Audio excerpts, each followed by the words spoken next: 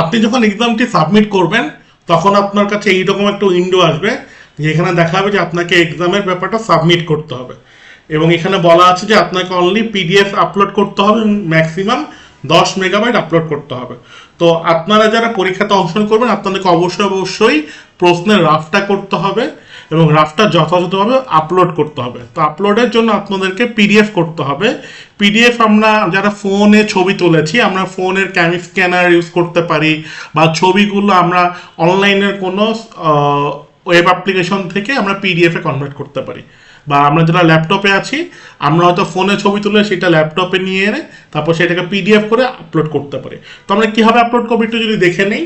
আমাকে এই জন্য, যদি আমি যেহেতু ল্যাপটপে আছি, আমাকে যেটা করতে হবে, আমাকে একটা নতুন ট্যাবে জেপিজি টু পিডিএফ এইটা লিখে সার্চ দিতে হবে। আমি যদি এইটা লিখে সার্চ দিই এরকম অনেক অপশন আসবে। আমি এখান থেকে হয়তো স্মল পিডিএফ বা আই লাভ পিডিএফ এখানে যেতে পারি। আমি আই লাভ পিডিএফ এ গেলাম, তাহলে এখানে দেখাবে যে আপনাকে জেপিজি টু ইমেল পিডিএফ এখানে ক্লিক করতে হবে। তো আমি এখানে ক্লিক করি, তাহলে আমাকে দেখাবে যে অনেকগুলো ছবি দেখাবে আপনার একটা ফোল্ডারে। আপনার ল্যাপটপের কোন ফোল্ডারে আছে, যেমন আমার এখানে ডাউনলোডসে আছে, আমার কাছে 3টা রাফ আছে, রাফ 1, রাফ 2, রাফ 3। এই রাফটি আমি ওপেন করলাম, তাহলে আমাকে এরকম একটা উইন্ডো দেখাচ্ছে যে রাফ 3, রাফ 1, রাফ 2। আমি যেহেতু এভাবে নাম করেছি আমি এটা ড্র্যাগ অ্যান্ড ড্রপ করে সিরিয়ালটা মেনটেন করতে পারি, রাফ 1, রাফ 2, রাফ 3। এরপর আমি পেজ ওরিয়েন্টেশন আমি আমার মতো করতে পারি, এখানে জাস্ট সব কিছু র্যান্ডম রেখে আমি যদি কনভার্ট পিডিএফ এ দিই তাহলে আমাকে দেখাচ্ছে যে আমার পিডিএফটা কনভার্ট হয়ে গিয়েছে। আমি ডাউনলোড দিলে আমার এখানে ডাউনলোড হয়ে যাচ্ছে। আমি যদি ডাউনলোড ফোল্ডারটাতে ক্লিক করি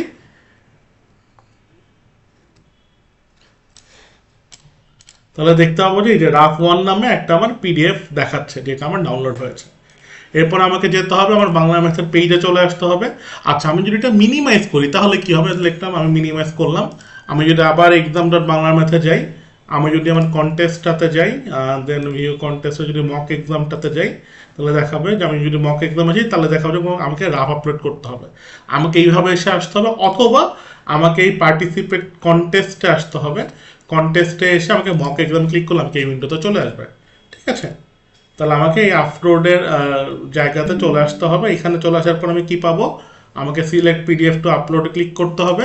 এখানে ক্লিক করলে আমাকে যে রাফ 1 যেটা আমি মাত্রই কনভার্ট করলাম এটা যদি আপলোড করি তাহলে এখান থেকে আমি চলে পাবো কি, এখান থেকে আমার দেখা যায় যে আমার পিডিএফটা আপলোড হয়ে গেছে।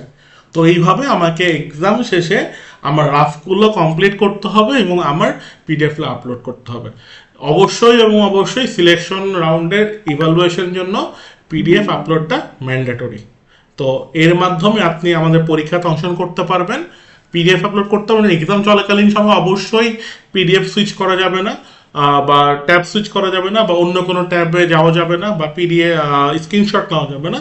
এগুলো নিলে আপনাকে অটো সাবমিশন দেখাবে এবং অটোমেটিক সাবমিট হয়ে যাবে। তো ঠিক আছে, তো আমরা এটাকে চিটিং হিসেবে কনসিডার করব যে অটো সাবমিশনের ব্যাপারটা।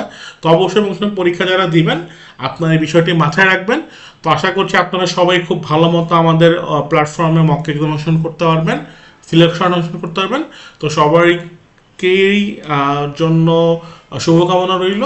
আশা করি আপনারা একটা ভালো প্রবলেম সেটে এক্সাম দিতে পারবেন। তো গণিত আনন্দের সবার জন্য। ধন্যবাদ সবাইকে।